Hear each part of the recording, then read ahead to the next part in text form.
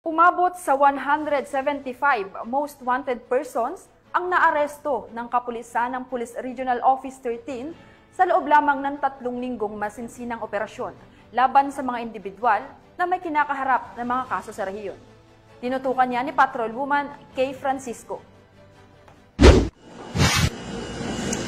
Kabuuang 175 katao, kabilang ang 37 most wanted persons at 138 iba pang wanted individuals ang naaresto ng mga unit ng Police Regional Office 13 sa pinaigting na operasyon mula Hunyo 1 hanggang Hunyo 23, 2025 sa buong rehiyon ng Caraga. Ayon kay Police Brigadier General Christopher N. Abrahano, Regional Director ng Police Regional Office 13, sa nasabing bilang ng most wanted persons, 9 ang nasa regional level, 15 sa provincial level at 13 sa city at municipal levels. Patay sa datos ng Regional Investigations and Detection Management Division, 13 ay nanguna sa operasyon ng Agusan del Sur Police Provincial Office. May 66 na naaresto, sinundan ng Surigao del Sur PPO na may 33 at ang Butuan City Police Office na may 32 na naitalang arestado. Samantala, 29 ang naaresto ng Surigao del Norte Police Provincial Office, 10 mula sa Agusan del Norte PPO at 5 naman ang mula sa Dinagat Islands PPO.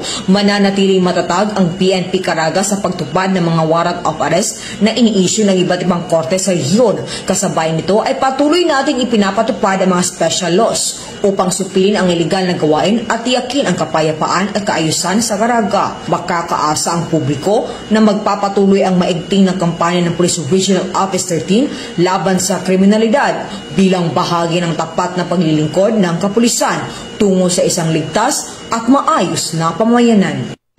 Mula rito sa rehiyon ng Caraga, ako ang Police News Network Correspondent, Patrolwoman Kay Francisco, alagad na batas, tagataguyod ng balitang pulis.